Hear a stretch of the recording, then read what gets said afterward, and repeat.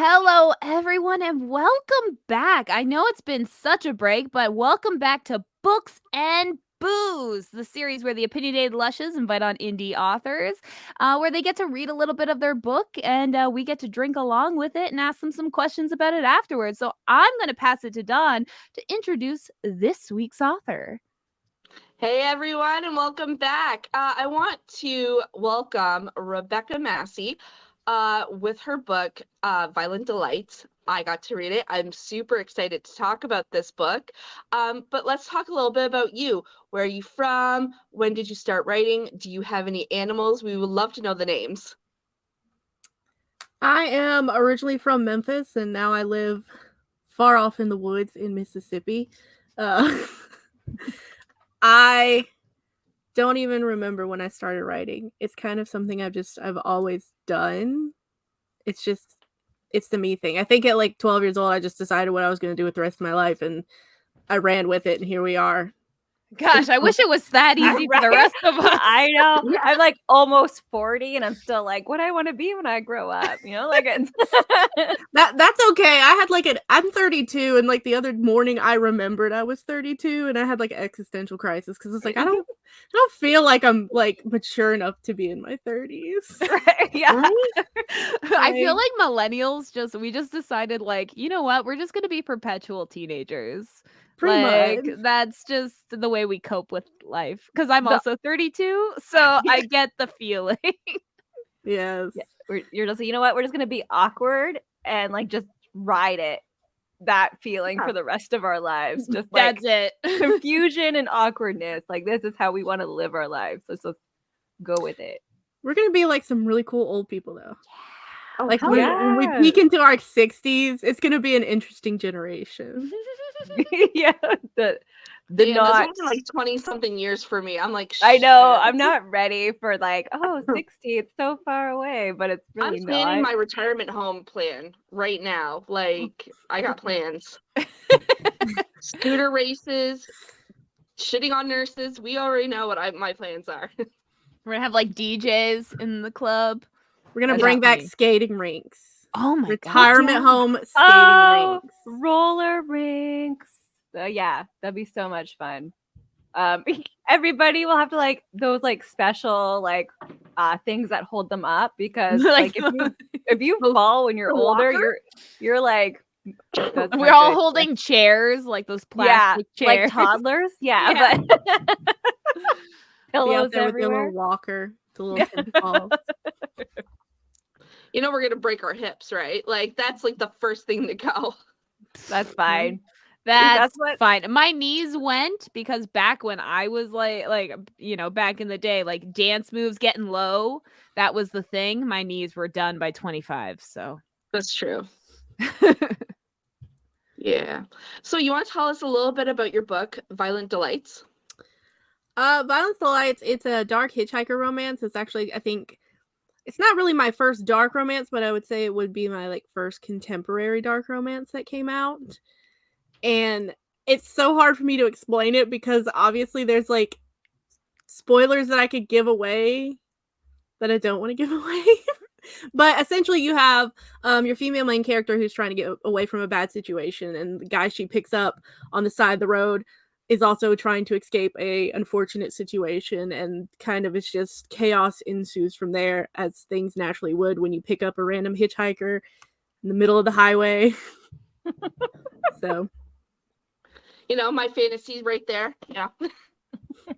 You want to pick somebody up or you want to be picked up? Yeah, I was about to ask the same question.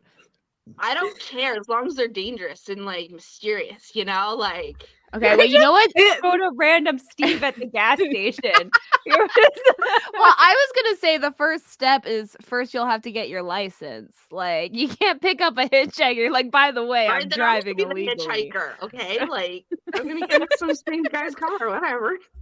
Fun fact, though, if you want to, the length of highway that Cherry picks up Casper in Violent Delights does exist. It is between Evansville and Bloomington. It is a road I've actually traveled, and it is like 90 miles of nothing. There is one exit. You better hope you don't miss it.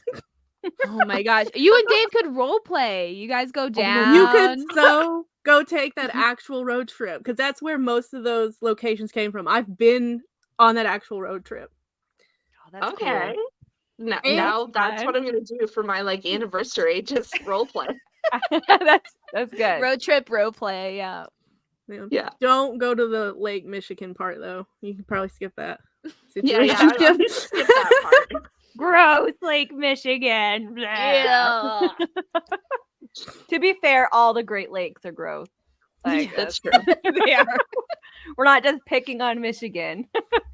Isn't Superior actually nice, or is it Huron? No, it's none. What?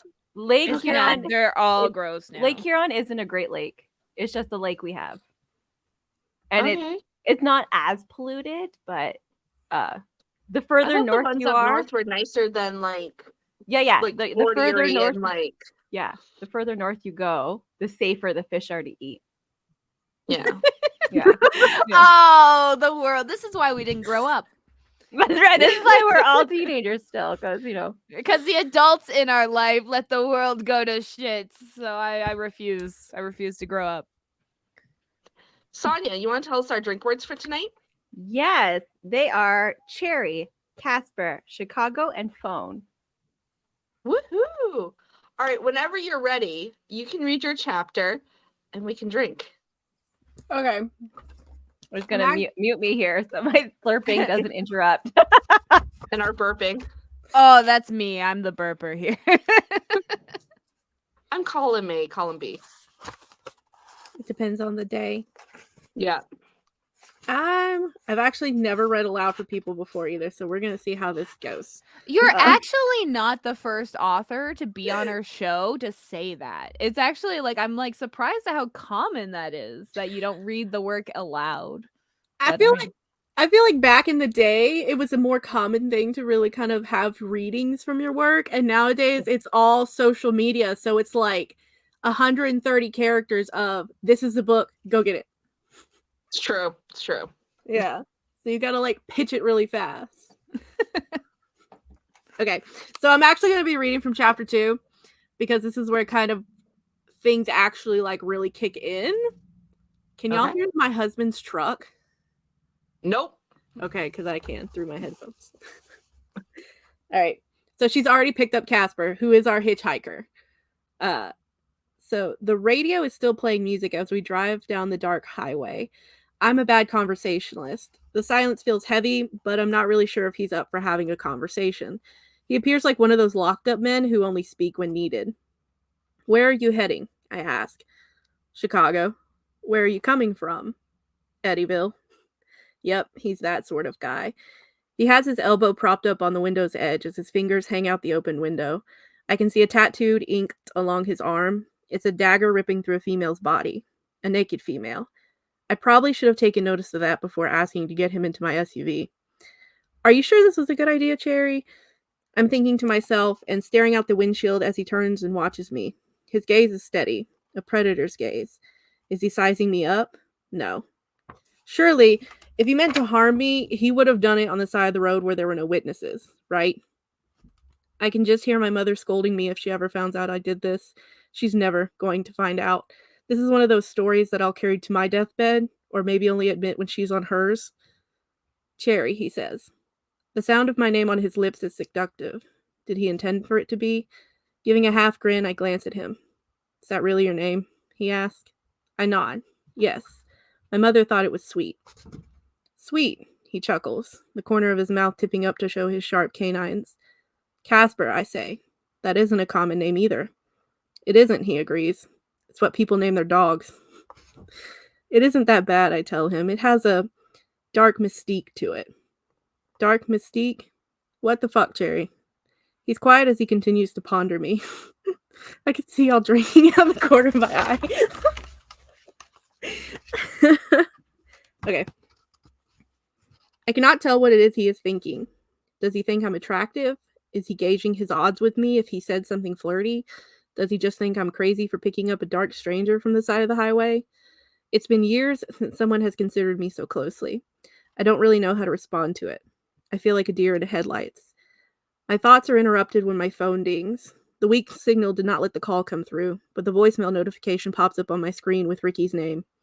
I clicked the screen off, taking a slow breath.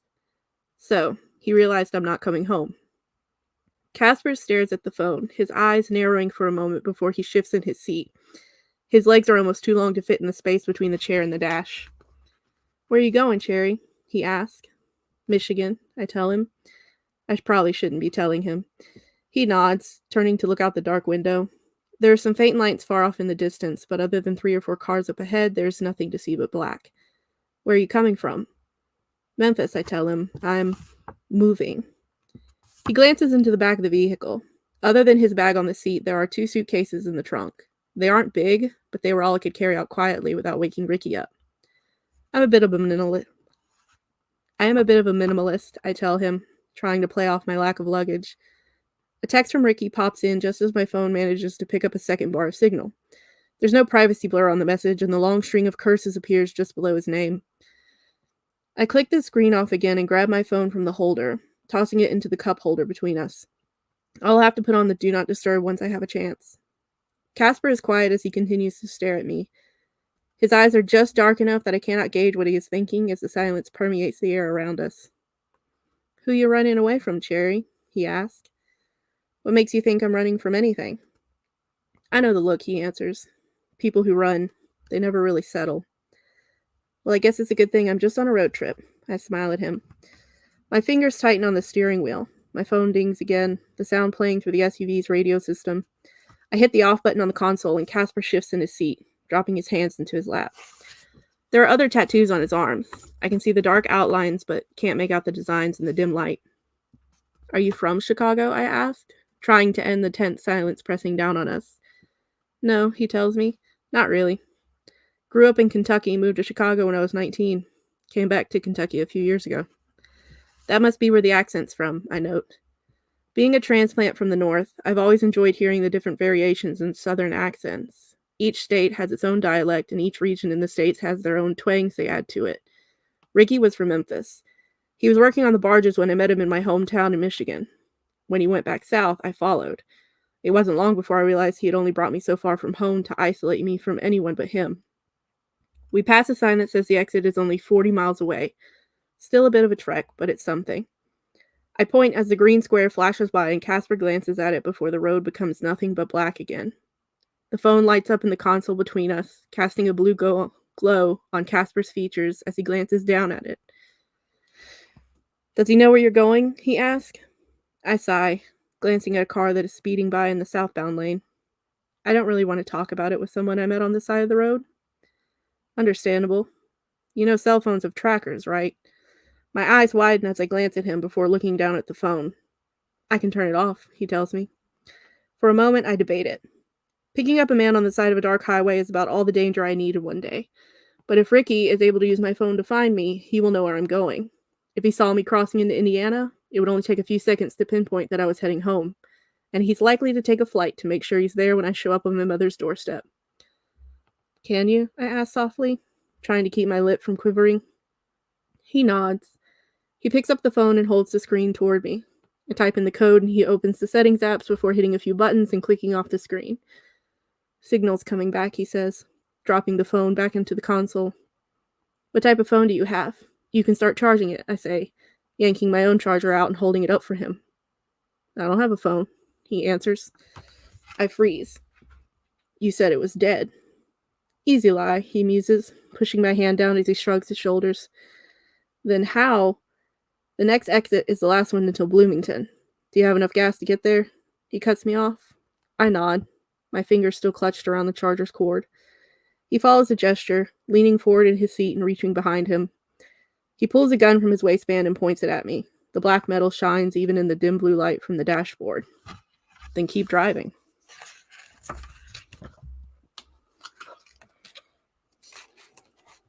Woo! Cliffhanger much? Yeah, what is happening? Whoa, that escalated quickly. Oh Yeah. my goodness. He's like, I'll help you out, and then womp womp womp. You're like, "You should just keep driving." Yeah. I would just been like, okay. You are living too deep in this fantasy. I am. there is book fantasies, and then there is like, okay, we need some real life. Yeah, Let's not do therapy. this. This is why I'm in therapy. Okay. Like, No, okay, Dawn's gonna be like 70 years old, and she's gonna be like, you know what? Life is short. I should live these out. And then she's just gonna be this old woman on the side of the road, just trying to find. She's like, come trying to on, find a I'm mafia cool, husband guys. in like Las Vegas or something. Like, I'm doing it all out. I don't care.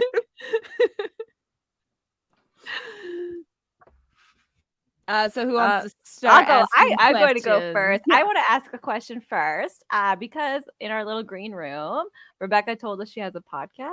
I would love to know more about that. 'cause Yeah. I like Yeah. knowing about podcast people. The podcast I co-host is Drinking Eek, and the podcast that I host is Drinking Eek. And it's me and two other book talkers, Mia from at Mia's Books and Chaos, and then Britt from Of Path and Pages. We actually just launched our 4th season.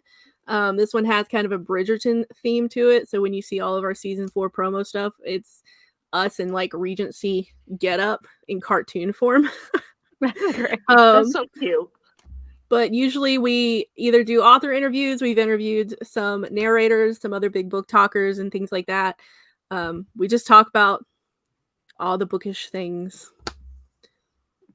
That's Just love it. amazing. That's awesome. Yeah, I will link to your podcast in the description below. So everyone listening to this episode, yeah, you want to hear book talkers talk, that's the way to go. Over on that side, I am the Azriel. I am the quiet one. You will forget I'm there until I just randomly say something. That's usually me. That's In the this John particular Marie. podcast, I'm usually the quiet one. Not in these episodes, but normally, like in our regular episodes, I'm totally quiet. You sometimes hear a yeah. No, and the worst part is editing. Sometimes I have to cut those yeahs because there's too many of them. Like you can't go yeah throughout the whole entire podcast. So I have to like cut some of them. I'm like, oh, but this is gonna lower her word count. Yeah, you're like, oh, let's John Marie. That's more than I'll give on mine sometimes. Like I talk, but like the ongoing joke is I'm the Azriel of the group. I'm sitting in a corner until you forget I'm there. And then I'll suddenly speak and you're like, oh shit, where'd you come from? Yeah, I forgot you were there. Basically, yeah. Amazing. So you're going to Books and Bourbon in Kentucky, is that correct? I am. So are we. Yeah, that's so exciting. Wow, we could see you like in person. I know. Everyone's gonna find out I'm socially awkward. So are we. There will be everybody else there. Everyone think- keeps telling me that, which makes it funny. It's just gonna be this giant room of socially awkward introverts. Like They're gonna always yell over people too because we don't know our volume temp. And like it's just gonna be chaos, I think, and it's gonna be amazing. Awkward chaos is the best type of chaos. That's why I have the most fun. Yeah, it's our people. All of our people are gonna be in one room. It's gonna be epic. and then we're going to the bourbon capital, so like obviously alcohol's involved. It's gonna be a show. Yeah. My poor husband. My husband is coming along with me, and he like knows the community I'm in, but he doesn't know the community I'm in. He He's about knows to of find it. out. Yeah. And, like you're about to find out. Has he read your books? He has read 2 of my books. He has read Immortelle, which was my like debut indie work. And he has read In His Web, which was like my debut monster corn. So he's read the important stuff. Yeah. yeah. That's good. We love a supportive husband here. We do. Yes. Yeah, they're the best kind. Yes. Because then what's the point, right? But just marry a woman. Oddly enough, though, he's not a reader, but last year he got into audiobooks. Well, he was listening to some kind of like podcast drama series, and he would explain it to me, and I'm like, yeah, that's mafia romance. And he's like, is that what it is? I'm like, yeah, that's a mafia. And he would come in talking so excited because this character did something, and he's like, oh my gosh, so and so is going to marry this person, but she's actually sleeping with this person, and this is so and so's baby. And I'm like, that's a mafia romance. Like you're listening to. And when he got done with it, he came to me and he's like, "Do you have any more?" And I'm like, "Oh, do I have something?" So the first thing I gave him was Haunting Adeline. And now, to this day, that man would leave me for Zayd Meadows in a heartbeat. Completely cis straight male, but he would leave me for Zayd Meadows if he had the opportunity. And I know what? I'm not even mad because I would too. It's that scar by the eye for Zayd. That scar, that's what does it for me. And stalking. Like, you know, I want someone to stalk me and leave roses to show me that they were in my like presence, but not there. Yeah, just that's the best relationships. Yeah, you were Yeah. there, but you're not in my face. So that's, Yeah. Yeah. Like you exist, Perfect but you man. don't exist. yeah. Mhm. So yeah, you're gonna be at Books and Bourbon. That is amazing. Is there any other authors that are going that you're excited to see? One of them that's going to be there is Sarah Zane, who it's like it wasn't until we were talking with like amongst the authors all going to Books and Bourbon that we like put the pieces together on who we actually were. But she was like one of my first followers and supporters for Immortelle when I first broke out as indie. And she's like, "Oh my gosh, you're that Rebecca." And I'm like, "Yeah." And I was like, "Oh my God, you're that Sarah." Oh, that's So that was a fun moment. I love the book. Like, I'm not like I read a lot, but I'm not like a writer or anything like that. And I'm not really in the book talk community, but I love it because it's just so like tight knit. So like I follow Dawn, obviously, and so like I get to see like kind of the dynamics, and it's just like everyone's so supportive. It doesn't seem very like competitive like some fields can be. I'm sure it probably is on some level, Oh, yeah. but it's like you guys like I see a lot of support as well, so I appreciate that. Yes, yeah. I found like a Yeah. lot of support for other indie authors or like there's a lot of even like with the same genre, right? They're all like, "Oh, go read this book. It's like mine, but this is how it's different," you know? Like I just find like it's Yeah. super supportive, not like don't read it, it's trash. It is. It's a big hype community, and if you come into the community and you kind of show that you're not going to be one of the hypers, we take a unanimous vote, and you're usually kicked out pretty quickly. Like, Yeah, you're off the island. Like, get the fuck off. the elders Like- have spoken. Book talk It's can cancel you in an hour. As soon as that Yeah. grapevine starts growing, it's over. It's usually men that creep in that try to exploit the women of the book talk community and use it to hype their stuff, like musicians or just random men who like go off their looks. And it's like, yeah, am I your book boyfriend? We're like, no, like stop. Sounds like men. Am I right? That or like guys who are like truly here for something else. They have no idea book talk exists. They don't care about book talk, but someone on book talk finds him and it just starts that chain reaction of like, hey. Yeah. And they're actually Book I'm talk, playing come get him or whatever. And I'm like, no. Yeah. I'm playing book talk bingo this year with all the drama that recycles, and one of them specifically is man holds up a book for clout. Some random dude comes up and holds up ACOTAR, gets like 50,000 followers. Oh, that's so great. or Haunting Adeline, or like some Sophie Lark book just holds it up and like bam, bam, bam, they get like 100,000 views, and I'm like, man, Usually I've they're been doing this for, like, topless, 3 years. right? Are they topless? They're like, Because then No, maybe you should be topless. No, but they got that chiseled jaw and they like do that thing, you know? oh, they mew? They do mew. Yeah. But see, now the thing is mask, so like you technically don't even have to be like one of those super thirst trap hot guys. You just need to put a Mask or mask a on. motorcycle helmet. Like That- that's all they have to wear. That. Oh my You God. know what? I'm gonna test this. Maybe we can like take Yes. these suckers down. I'll put a mask on. I got short hair. Ghostface Gulf Coast, I think that's the way his name is said. He's Yeah, gonna be he's at Books going. and Bourbon.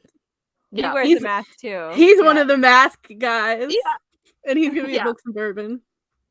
Oh my gosh, we should just like bring a couple like random books and just be like, "Hey, can you like hold this up for us?" And just like but have them like have really gross feminine titles, but not let them like see them right away. We can always put a cover on them, you know. And then just have him hold them up and just see what he does. Have him sitting there reading like a copy of The Dragon's Bride Yeah. with that classic like Harlequin cover, which given Oh that yes. given that he's going to this event, I think he would probably go along with it. Like, he is pretty aware of what he's about to get into. He should be. We're using him as a spokesperson half the time. He should be. Then like come to our signing event. We have shirtless Ghost Daddy. Whatever brings the people in, you know? Right? That's Oh my basically gosh, it. all the like midlife moms away for the weekend from their kids. Midlife That's what we moms. are. That's me. I know, that's me, but like they're all going to go there, but they're like, are you pretty or am I having a hot flash? You know, like it's gonna be a very confusing time for some women. I have real questions, by the way. Since we're on the topic of Ghost Daddy guy, right now, who is your favorite book partner, significant other, and what it is about this character that gets you going? Oh my god. Tell us all your kinks, basically. Yeah. Tell us. you can say pass if you want, but I have to think because I haven't really been reading this year. I've been in such a slump. Okay, no, Carson. Carson from, I believe it's Along for the Ride. Yeah, it's Along for the Ride. Yes. By Lauren Beale. Mm-hmm. It's like the most psychotic male she's come up with so far. I don't know why. I just like him. I like the crazy ones. It's like the woman who sees like the rabid raccoon in the trash can. They're like, oh, he's just misunderstood. He's sweet. I can fix it. Yes, I that's see me. tigers on TikTok, and I'm like, how do I get to pet that kitty? I need to pet that cat. It's like you can't. It's like, yes, but it's friend shaped. I must pet. You can pet them. It's just, I mean, things will happen, but I you won't can. have an arm after, but like, yeah. With enough bravery, could pet a tiger. yeah. Is the Or tiger stupidity. asleep? Like, is he having a nap?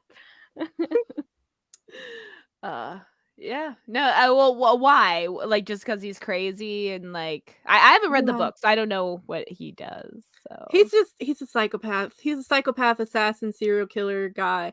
I don't know. The You're like, I crazy have no idea. there's something about the crazy ones, and it's like I think the kink comes along with the fact that it's like, you know, he's psychotic, you know, he can do a lot of messed up things, but for you he'll be a little teddy bear. Yeah. Like And, he'll like, be you like, can fix him. Like, yeah. It's At like first Happy it seems- Valentine's Day. I pulled this guy's heart out just for you. And I'm like, oh, that's so sweet. organs. Is that like a cinnamon roll? Like there's No. those types. There's golden retriever type, like where he's like big, mean, and bad, but for you he's all sweet and gooey.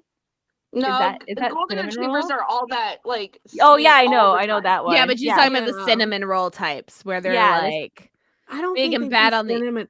yeah. They are warheads. They're Yes. warheads. You've got to suck on them for a really. That does not sound right. you gotta suck It on him probably- for a really it probably long sounds- time. Perfect, but Yeah. you're But, trying like- to go for something else. You got to give it time to get adjusted to the sourness, and then you'll get the sweet on the inside. That's it. All They're right. warheads. I like it. I It's a like warhead. it. I like that analogy. How long does it take you to like write a book? I'm sure it's different by book, but like I like to always ask how long.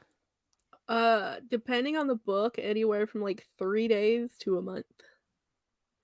Even the month is very short. That's Like that is a crazy, yeah. very fast time to write a book. That's amazing.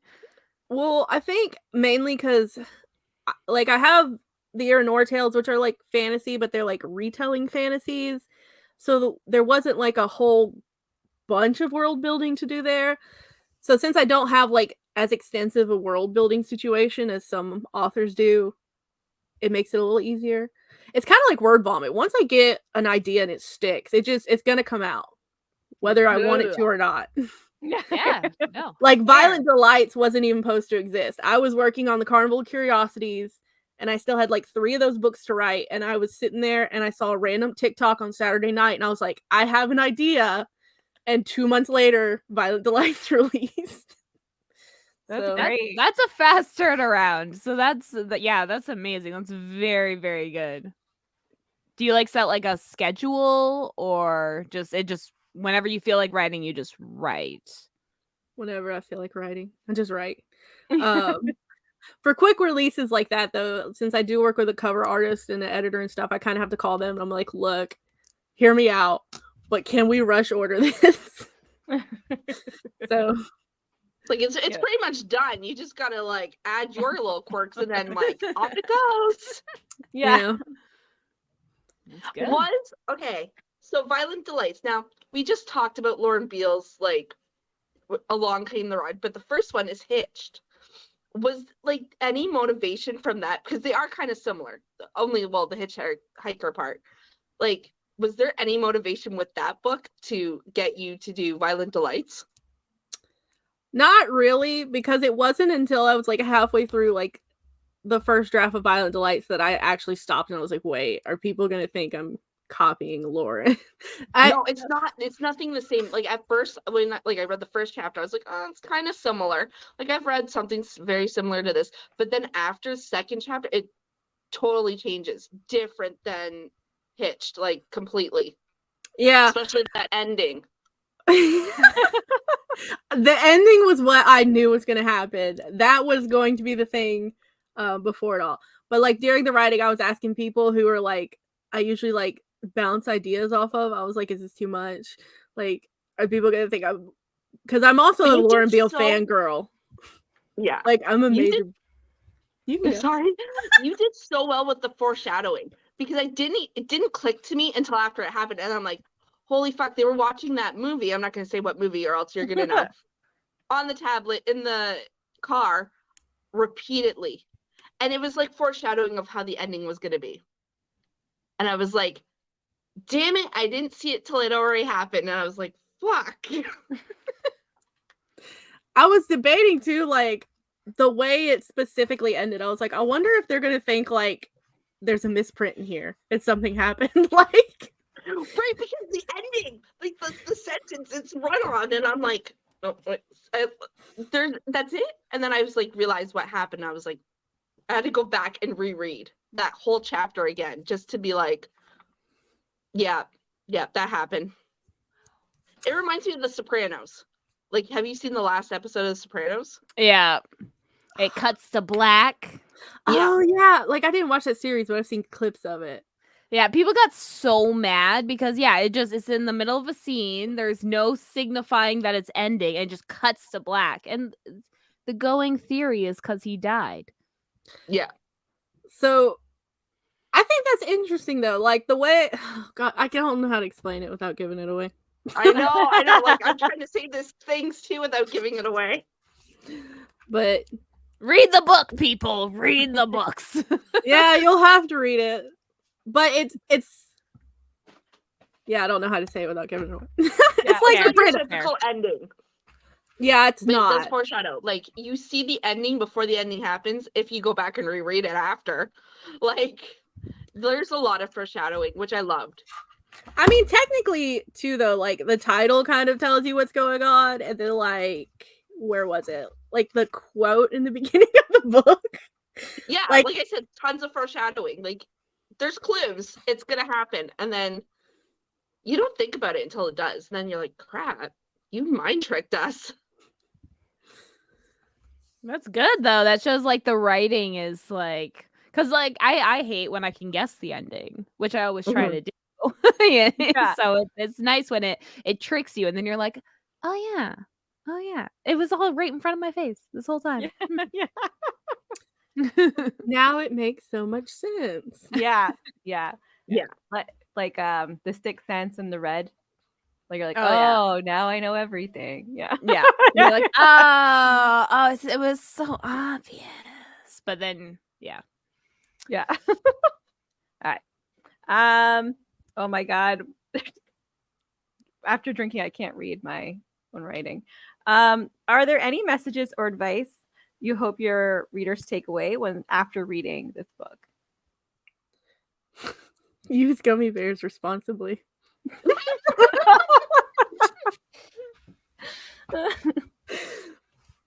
Oh, now I'm curious.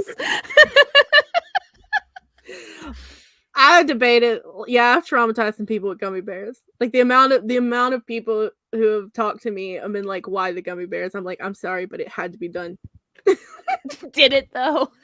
It did. It had to be done. Oh, like, that's good. This was my moment. This is what I'm going to be known for the rest of my life is gummy bears. Gummy bear trauma, apparently. Like, I'm scared to look into. Oh, the poor gummy bears. They have a group now. They meet once a week. They Probably. might have been having fun. You don't know. The gummy bears may have enjoyed it. I guess we'll have to ask them.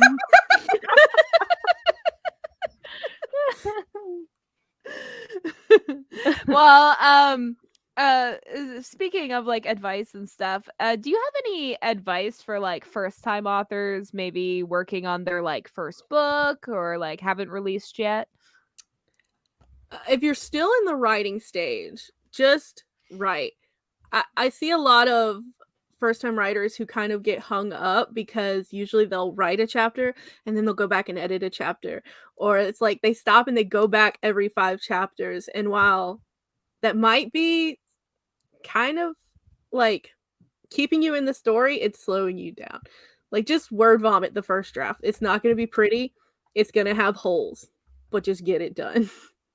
And then as far as like if you're going indie for your first like debut, I would recommend, especially if you don't have any kind of writing background or education, make the investment for an editor and put like the investment in a cover. Like all the extra funsies like fan art and character art and special editions that can come later down the road. So good advice. That's Good advice. Yeah. I'm gonna go again. Yeah, just go. Just ask questions. I just gotta go again. Okay. So what kind of research took place for this story? How did you ensure your your vision of the dark themes are respectful and accurate? there wasn't really a lot of research. You're like, I just whatever was in my mind. No, I see why your husband's such a, good guy. Now, when I usually write dark things, and like this was like my first kind of truly dark, I would consider book. After my publications come out this year, it's going to look very tame. But usually I have other people in like my Discord groups, and when I'm thinking about doing something like gummy bear situations, I'm like, should I do it? Is it too far over the line? And so far they haven't told me no. they haven't given you a limit. I think they're like, the limit does not exist. I'm telling them, I'm like, y'all are gonna keep saying this, and one day I'm gonna put something out that I specifically asked y'all 50 questions about, and y'all are gonna be like, wow, you went there. And which, like, one of my upcoming works, yeah, it goes there. Now, for this, gummy bears, where is this? Oh, we got gummy bears. We're going for meat pies, but they're not the meat pies you expect they were.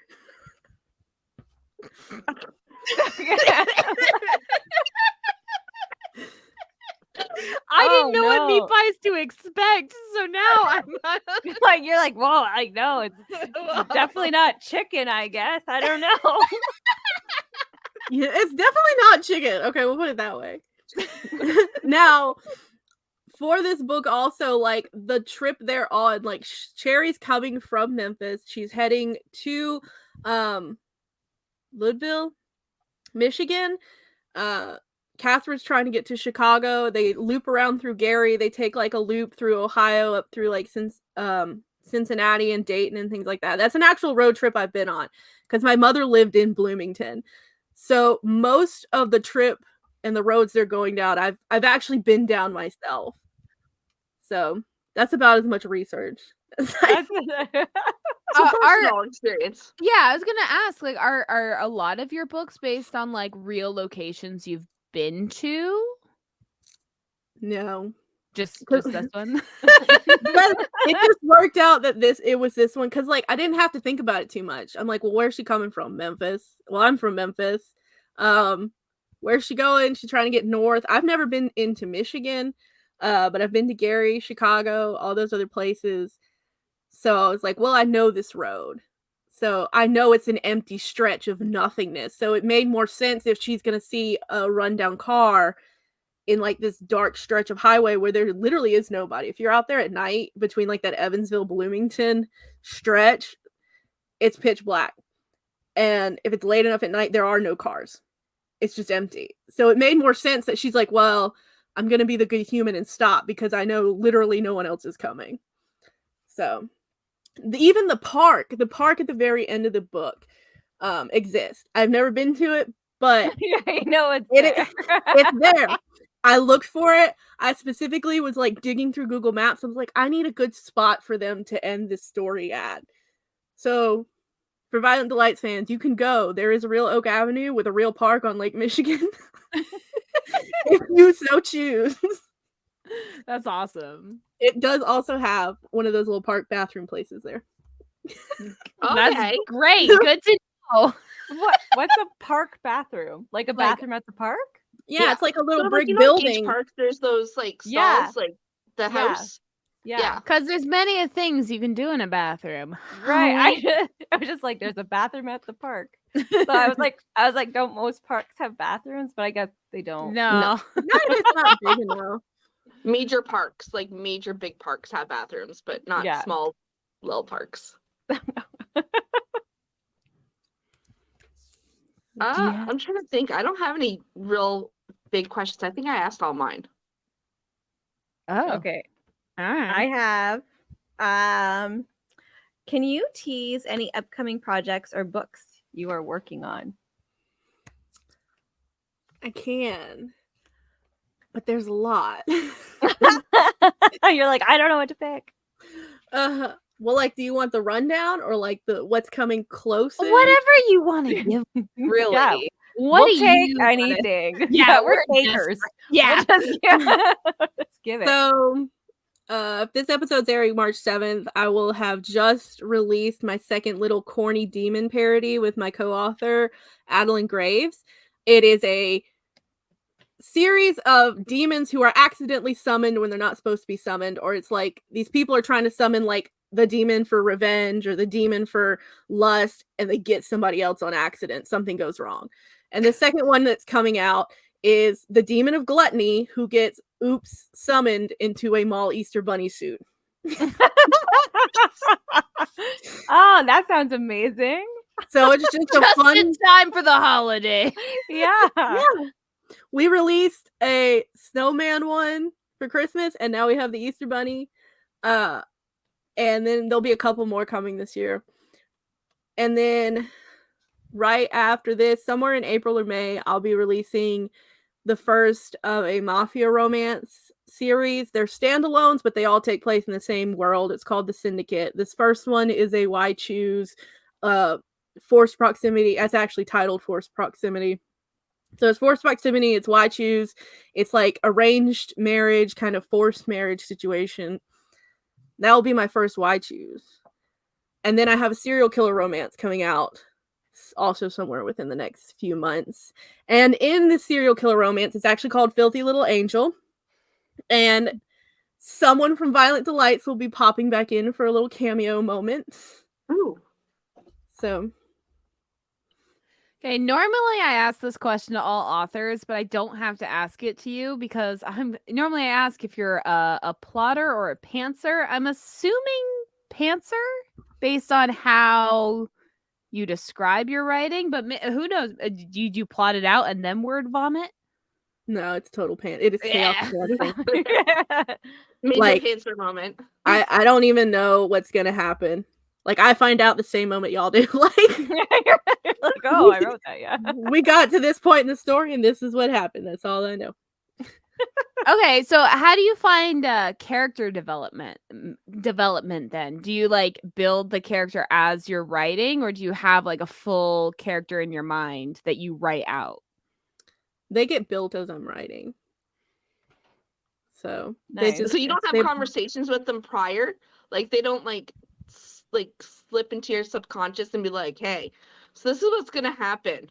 Like Yeah, no, like the way I explain it is like I'm just like the radio for my character stories, like because I write kind of just across. I write in dark romance in general, but I might appear fantasy, contemporary, monster. You don't know what's popping up for me. It's because my characters just show up at the door. They're like, "Hey, I got a story. Hear me out." And usually it's something very unhinged that no one else will take on. So I'm like the last resort. They're like, "Please," and I'm like, "All right, what are we going with?" Yeah. I love that. I love imagining all these characters going around to all the book talk authors and they're like, please write my story. And they're like, I can't. I'm too busy working on my hockey romance. And they go to the next one. Please write my story. I can't. I'm too busy working on my fairy porn. They move on to the next one. Please write my story. I'm writing demons, man. Like, go away. Go away. This isn't your time. Someone, please. They go to And Rebecca. this cowboy Rebecca, just write keeps my going to story. every She's book like, talk. He's like, write my story. she's I'm like, like, okay, "Please." but there's gummy bears involved. There's gummy bears. The one that just released Candied it's the demon of gluttony, so obviously a lot of food's gonna be involved. A lot of candy. My favorite Easter thing. bunny. I'm guessing chocolate's getting in there. There's some Maybe chocolate. some peeps. There's we did not put any peeps in there, ironically. I just not thought of that. In the Missed sequel. opportunity. Now you have to do Yeah. a sequel. Call Do it like a like bonus Peeping chapter Tom, just- but it's just peeps. And they're Just do a bonus chapter just for me about peeps getting it in there. like a We'll have to do closing that. credit scene for books. Yeah. Like, oh, that would be funny. That would be hilarious. The Peep Show. Ah, that's a good one. Yay! There you go. Now There you go. have Now to. it's in the universe. You Put it have in to the do it universe. now. Now you have to do it. Yeah. We gotta do a short story. The Peep Show. Dedicated to Obviously, I'm Dawn. gonna read it. I can name the main character Dawn. Dawn's gonna be the female of the Peep Show. All right. Aw, that's so sweet. I love it. I always said- wanted to be part of a peep show. She says that, and then she's gonna be eating like specially coated marshmallows of some sort, Yeah. and then she's gonna be like, "This is me. This is the way I've been immortalized." This is it, guys. Although, if you're like out there looking for dark hitchhikers in real life, I don't think the peeps are gonna. They're not gonna Yeah. bother. I don't Yeah. think it's gonna really deter You'll be you. like, yeah. I'm gonna get so excited. She's like, it's not dangerous enough. You're a marshmallow. Come on, toughen up. They're like killer peeps. Like they come in an army. Like Are you imagining actual peeps and not people me? Yeah. Yeah. as the characters? Yeah. They love marshmallow peeps, and they're all coming at. Sorry, that's how I'm imagining it. Yeah. And I'm imagining them. About. I'm imagining like them just like laying you down, Dawn, and then all of them just going all over you, and you're just like, ah, it That's tickles. so sticky. Look, if Vera can do what she did with a door, we can have a peep army. It's true. The Don't world forget about is the polo. the limit does not exist. It doesn't. It genuinely doesn't, because when me and my co-author sit here and write our demon stories, they're meant to be corny and stupid and funny, and we're like, does this sound reasonable? And we eventually got to a point where we're like, you know what? And we always go back to Vera. We're like, you know what? If Vera can get away with it, we can too. Like, look what Yep. she's done. Just made people fall in love with the door, man. I don't know how you did it, but you did. And then, like I said, there's the polo one. I was like, okay.